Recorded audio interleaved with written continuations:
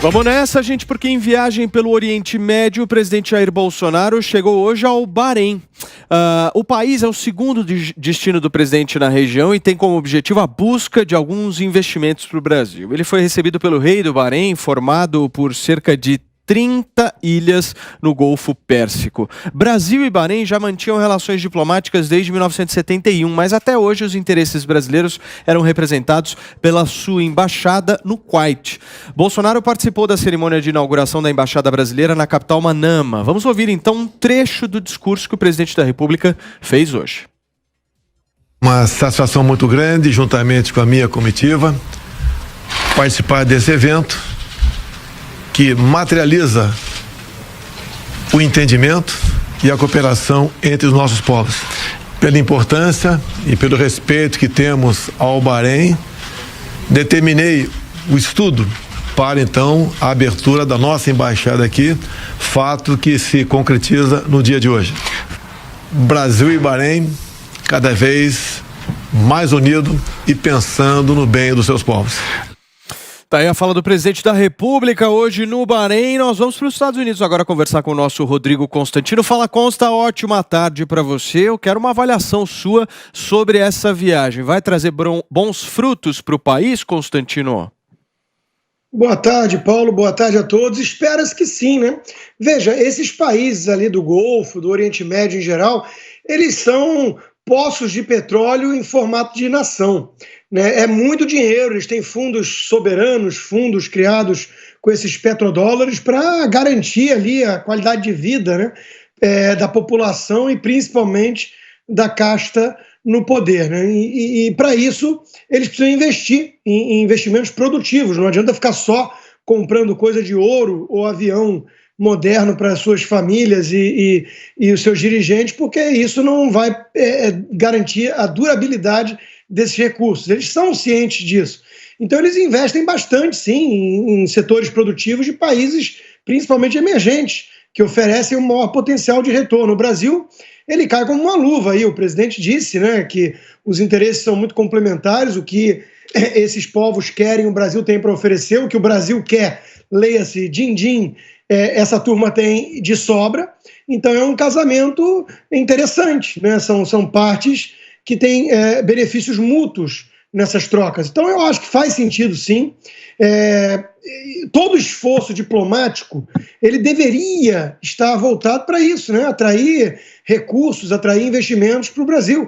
Então essa viagem tem esse foco, tem esse objetivo, está sendo muito atacada, muito difamada nas redes sociais pelos críticos do governo, né, que acham que é só um oba-oba para passear em Dubai e coisa e tal, mas como a gente está vendo aí, não é o caso, né? É um esforço diplomático para atrair recursos em investimentos de longo prazo para o Brasil. Isso é sempre um esforço necessário. Eu diria que talvez a razão de ser, o leitmotiv do Estado, né, é justamente ajudar a promover o país lá fora e atrair investimentos que vão beneficiar o país como um todo e a iniciativa privada acima de tudo. Então, tudo muito bem, vamos ver os resultados. Mas a ideia é essa mesmo, atrair recursos. Muito bem, Constantino Piperno, essas críticas que o Constantino relata à viagem do presidente da República são críticas justas? Paulo, eu acho que eu não preciso mais uma vez explicar aqui que eu não sou um defensor do presidente da República. E eu fui muito crítico de várias dos resultados e do comportamento dele em várias dessas viagens internacionais. Mas no caso dessa, o presidente está muito correto em sair realmente como um caixeiro viajante, tentar vender o Brasil nessa região do planeta. Eu queria recordar o seguinte: em 2005, o governo do Brasil sediou um encontro de cúpula Mercosul-países árabes. Porque naquela época, inclusive, muito se criticava a tal da opção sul-sul da política externa do Brasil, da diplomacia brasileira, mas também era uma diplomacia que ia em busca de negócio, principalmente com essa região, que, como Constantino falou, realmente está montada em dinheiro há muito tempo e sempre tiveram relações para lá de amistosas com o Brasil. Acho até que o Brasil, inclusive, demorou muito para ter essa embaixada lá no Bahrein, porque o Brasil, de forma muito tacanha, críticos aqui no Brasil, de forma muito tacanha, inclusive, eles acabavam rechaçando qualquer possibilidade do Brasil ampliar a sua inserção diplomática pelo mundo, de abrir embaixadas, consulados por aí. O Brasil tem que fazer mais isso mesmo. O Brasil é um país de péssima tradição comercial. O Brasil tem uma corrente comercial que não dá metade daquela do México, tendo uma economia um pouco maior. E não é de hoje, não é só por conta do NAFTA, não. É por falta realmente de vocação comercial. Enfim, o Brasil tem muito essa dificuldade. O Brasil é muito bom para sair pelo mundo vendendo produtos aí, enfim, derivados do campo, lá produtos agrícolas, proteína animal e tudo mais. Mas são raros, por exemplo, casos como o da Embraer, uma empresa de alta tecnologia e que tem muitos clientes nessa região, especialmente os Emirados. Então o Brasil tem que fazer isso mesmo. E eu me lembro que, inclusive, nesse encontro de 2005, chegou-se, inclusive, a aventar-se a possibilidade de se constituir, de se fazer, de se negociar um tratado de livre comércio Mercosul, essa região com esses países árabes. E, infelizmente, isso acabou não prosperando, não avançou. Tomara que agora o nosso país tenha lançado realmente sementes para que, quem sabe, a partir de agora, os próximos governos, enfim, porque isso também não é uma coisa que se feche da noite para o dia, consiga uma alternativa como essa, de se fechar assim um tratado de livre comércio com essa região que gosta do Brasil, que quer comprar aqui na América do Sul, mas que às vezes não tem uma diplomacia comercial tão ativa a ponto então de estabelecer essas pontes. Muito bem, meu caro Jorge Serrão, lendo as críticas aqui sobre essa viagem do Bolsonaro, eu separo uma do governador do Maranhão, Flávio Dino, que diz que suspeita dessa viagem justamente por ser considerada uma espécie de asilo político. Segundo ele, o governo brasileiro foi 3 vezes em menos de 2 meses aos Emirados Árabes. Eu quero uma avaliação sua sobre essa crítica. Olha, saudações, meus amigos e amados haters. O governador comunista do Maranhão perdeu uma grande chance de ficar com a boca calada e não falar besteira. Que análise estúpida! Pedir asilo de quê? Não existe isso. O que o Brasil tem que aprofundar com o Oriente Médio, e o Piperno citou isso bem, Constantino também, é relação comercial sólida. Eles têm dinheiro de sobra para grandes investimentos no Brasil. E o Brasil hoje é o lugar. É o lugar, é um país que está começando a ensaiar uma transição do modelo capimunista, intervencionista do Estado, onde o Estado se mete em tudo e promove corrupção sistêmica, para um modelo capitalista baseado na iniciativa privada. O governo do Brasil, ele tem uma missão muito importante a cumprir, que é o quê? Não atrapalhar quem deseja empreender e produzir. O governo que fizer isso é o melhor governo do mundo. O governo Bolsonaro tem de fazer isso. Tem que atrair investidores e deixar aqui o capital produtivo crescer e desenvolver. Na agricultura vamos muito bem. Em infraestrutura temos aí 610 bilhões desde 2019 sendo aplicados nessa nova malha de infraestrutura que o Brasil precisa. E isso é dinheiro basicamente da iniciativa privada. É o dinheiro necessário, é o dinheiro correto. O Estado não tem competência nem condição de bancar investimento. O governo brasileiro gasta em folha de pagamento e na sustentação da máquina quase todo o seu recurso. Sobram 6% no máximo para pensar em o que se possa chamar de investimento, que na verdade não é investimento de coisa nenhuma. O investimento real é o investimento da iniciativa privada. Então, nesse momento em que você tem o Oriente Médio querendo gastar dinheiro de maneira produtiva, aí nós temos todas as oportunidades em estradas, portos, aeroportos, uma área que vai dar muito dinheiro, geração de energia sustentável, energia eólica, energia solar, distribuição da energia, enfim, o Brasil é uma grande oportunidade para criar essa infraestrutura para voltar a ser um país também industrial. Então, É esse caminho que temos que perseguir, é um caminho que tem que ser sem volta. Não dá para o Brasil voltar a ser a vanguarda do atraso ou o país do futuro que nunca chega. Bruna, hoje o comentário do nosso Fábio Piperno foi um pouco paz e amor, não?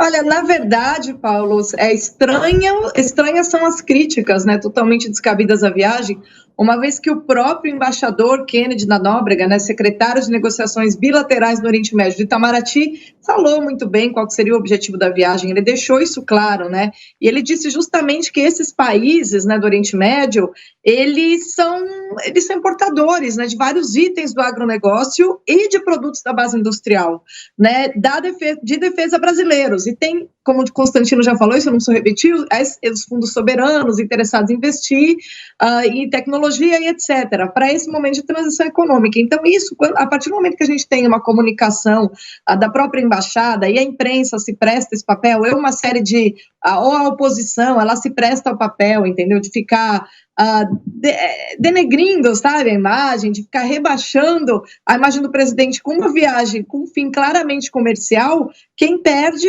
são justamente aqueles que fazem essas críticas totalmente descabidas, né, uma viagem protocolar, assim, e eu achei só engraçado na fala do Piperno, que realmente isso me chamou a atenção, né, dele ter falado, o Brasil sempre foi muito ruim comercialmente. O Brasil realmente é um país que vem de uma tradição de economia fechada, né, e a característica do governo Bolsonaro é justamente, a gente já teve várias tentativas de se abrir a economia, e a gente sempre deu 2 passos à frente e 4 para trás, né, então vamos torcer aí para que isso permaneça, né, porque muito engraçado ele citar aí, governo Lula, etc., mas depois a gente vê o governo Dilma, estatização, gasto público, enfim, todos os aspectos, assim, que não tem absolutamente nada a ver com a tal da economia aberta. Então, não adianta só você fazer reuniãozinha de negócio para atrair investimento quando você precisa para razões políticas, né? Tem que haver um real interesse no desenvolvimento estruturado para o Brasil, como falou, né, na conferência ali em Portugal, sei que não é pauta do programa, mas o presidente do Banco Central, né, a gente tem ainda no governo Bolsonaro, a gente ainda tem traços, né, desse desenvolvimentismo na fala do Roberto Marinho, não, a gente tem que pensar sempre no social. Veja, mas pensar no social é justamente você o tempo todo estabelecer relações comerciais sólidas e manter-se nesse caminho de economia aberta. É assim que você acaba, consequentemente, aprimorando e permitindo que as pessoas vivam melhor, né? Não adianta nada você usar para fins políticos, aí como muitas pessoas ainda pensam na política brasileira, no cenário, usar para fins políticos esses recursos que acabam entrando, né? Então, enfim, é um tipo de viagem que eu acho que qualquer estadista, qualquer chefe de Estado deve ter permanentemente em defesa do interesse nacional. Esse é o ponto, né? Não tem muito mais que se falar além disso. Piperno, em seguida o Constantino. Não, na verdade, historicamente o Brasil tem realmente muita dificuldade de se relacionar comercialmente com o resto do mundo. O Brasil, isso desde sempre, né? O Brasil, inclusive, foi, durante séculos aí, um país monoculturista. Agora, houve um momento em que isso mudou um pouquinho. A Bruna faz aí uma alusão aos períodos Lula e Dilma, que embora tenham sido governantes do mesmo partido, foram muito diferentes nessa forma, nessa abordagem, né, nessa forma de tratar com o mundo, né, nessa forma de se abrir para o mundo na questão comercial. O governo Lula, por exemplo, ele herda um país com um volume de exportações aí de 60 bilhões de dólares por ano, 8 anos depois entrega 210, ou seja, 250% a mais. Na época, o ministro das Relações Exteriores do Brasil era acusado, inclusive, de excesso de ativismo, hiperativo, Celso Amorim. No caso do chanceler do governo Dilma, o patriota era exatamente o contrário. Então, naquele momento, sim, o Brasil, de novo, voltou-se para dentro. Eu acabei de citar, inclusive, o encontro de cúpulas Brasil-Árabe, aliás, Mercosul Árabe, organizado aqui no Brasil, lá em Brasília, em 2005, exatamente numa tentativa de se abrir o país comercialmente para aquela região e com muito êxito naquele momento, é bom que se diga. Agora, também é o seguinte, né? De fato, não é só uma questão de governo. os empresários do Brasil, as grandes empresas do Brasil têm que ter mais ousadia em buscar novos mercados. Não dá para ficar, e aí não estou nem fazendo defesa ou ataque do governo Bolsonaro, do Lula, qualquer um que seja, não dá para ficar esperando o tempo todo ação do governo no sentido de ter alguém do governo sair pelo mundo como um caixeiro viajante tentando abrir mercados. É necessário, sim, mais ativismo nessa área. E eu acho que um ótimo exemplo disso, além do agronegócio, é a Embraer. Você, Constantino?